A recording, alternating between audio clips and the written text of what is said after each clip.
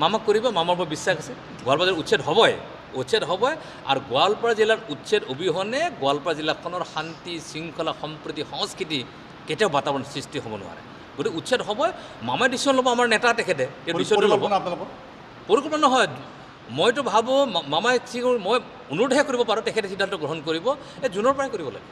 জুনৰ পৰা হ'ব হ'বই। ক'ৰ পৰা কৰে মামাই জানিব। জুনৰ পৰা হ'ব আৰু যিসকল উচ্ছেদ হ'বলগীয়া আছে মই আপোনালোকৰ যোগেদি আহ্বান জনাইছোঁ, ইতিমধ্যে তেওঁলোকে ঘৰ দুৱাৰ ভাঙি গুচি যাওক। কি আহ্বান জনাব তেওঁলোকক? তেওঁলোকে আঁতৰি যাওকেই, নহ'লে উচ্ছেদ হ'বই নহয়।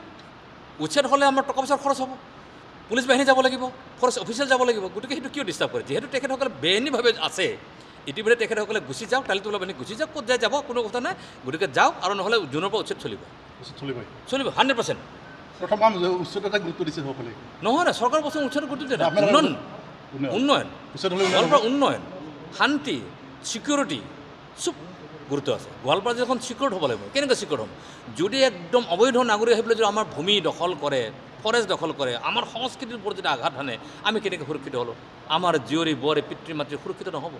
গতিকে সুৰক্ষা উন্নয়নৰ লগত উচ্ছেদটো সমান্তৰালভাৱে চলিব। আৰু তেতিয়া গোৱালপাৰা যিখন দেখিব, আজিৰ গোৱালপাৰা আৰু 10 বছৰৰ পিছত আমি ডিব্ৰুগড় তিনিচুকীয়াৰ নিচিনা আমি কম্পিটিশ্যন কৰোঁ। মামাক কৰিব, মামাৰ ওপৰত বিশ্বাস আছে। গোৱালপাৰা জিলাৰ উচ্ছেদ হ'বই আৰু গোৱালপাৰা জিলাৰ উচ্ছেদ অবিহনে গোৱালপাৰা জিলাখনৰ শান্তি শৃংখলা সম্প্ৰীতি সংস্কৃতি কেতিয়াও বাতাবৰণ সৃষ্টি হ'ব নোৱাৰে। গতিকে উচ্ছেদ হ'বই। মামাই ডিচিশ্যন ল'ব, আমাৰ নেতা তেখেতে ডিচিশ্যন ল'ব। পৰিকল্পনা নহয়, মইতো ভাবোঁ মামাই মই অনুৰোধহে কৰিব পাৰোঁ, তেখেতে সিদ্ধান্ত গ্ৰহণ কৰিব। জুনৰ পৰাই কৰিব লাগে। জুনৰ পৰা হ'ব হ'বই। ক'ৰ পৰা কৰে মামাই জানিব। জুনৰ পৰা হ'ব আৰু যিসকল উচ্ছেদ হ'বলগীয়া আছে মই আপোনালোকৰ যোগেদি আহ্বান জনাইছোঁ, ইতিমধ্যে তেওঁলোকে ঘৰ দুৱাৰ ভাঙি গুচি যাওক। কি আহ্বান জনাব তেওঁলোকক? তেওঁলোকে আঁতৰি যাওকেই, নহ'লে উচ্ছেদ হ'বই নহয়। উচ্ছেদ হ'লে আমাৰ টকা পইচাৰ খৰচ হ'ব, পুলিচ বাহিনী যাব লাগিব, ফৰেষ্ট অফিচিয়েল যাব লাগিব। গতিকে সেইটো কিয় ডিষ্টাৰ্ব কৰে? যিহেতু তেখেতসকলে বেআইনীভাৱে আছে, ইতিমধ্যে তেখেতসকলে গুচি যাওক, টালিটোলা বাহিনী গুচি যাওক, ক'ত যায় যাব কোনো কথা নাই। গতিকে যাওক, আৰু নহ'লে জুনৰ পৰা উচ্ছেদ চলিব 100%। প্ৰথম কাম উচ্ছেদতে গুৰুত্ব দিছে সকলে। নহয় না, চৰকাৰ বস্তু উচ্ছেদ গুৰুত্ব দিয়ে না। উন্নয়ন গোৱালপাৰা উন্নয়ন, শান্তি, ছিকিউৰিটি চব গুৰুত্ব আছে। গোৱালপাৰা জিলাখন ছিকিউৰ্ড হ'ব লাগিব। কেনেকৈ ছিকিউৰ্ড হ'ম? যদি একদম অবৈধ নাগৰিক আহি পেলাই যদি আমাৰ ভূমি দখল কৰে, ফৰেষ্ট দখল কৰে, আমাৰ সংস্কৃতিৰ ওপৰত যদি আঘাত হানে, আমি কেনেকৈ সুৰক্ষিত হ'লোঁ? আমাৰ জীয়ৰী বোৱাৰী পিতৃ মাতৃ সুৰক্ষিত নহ'ব। গতিকে সুৰক্ষা উন্নয়নৰ লগত উচ্ছেদটো সমান্তৰালভাৱে চলিব।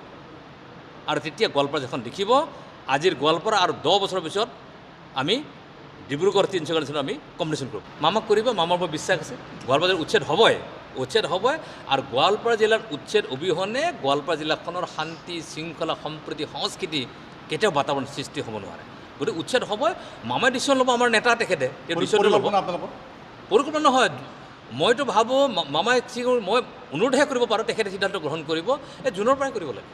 জুনৰ পৰা হ'ব হ'বই।